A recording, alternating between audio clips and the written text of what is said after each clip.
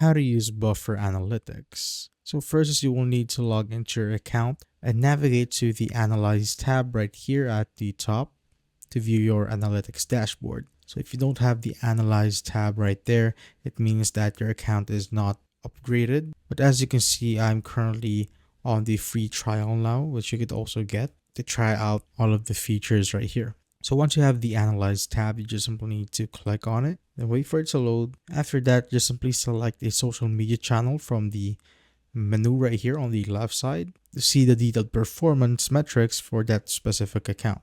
So let's say I want to check for my Facebook account right here.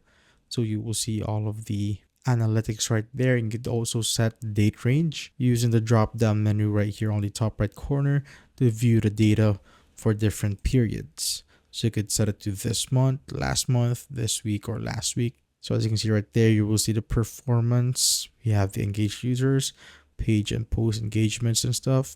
You can also go with the posts right here. So you can see the engagement rate, reactions, the audience, and also the answers right there. You could also check your other accounts right here, your Instagram, Twitter, LinkedIn, and all the other stuff. But make sure that it's connected first before you can see the analytics for that particular account. And that is how I basically use Buffer Analytics.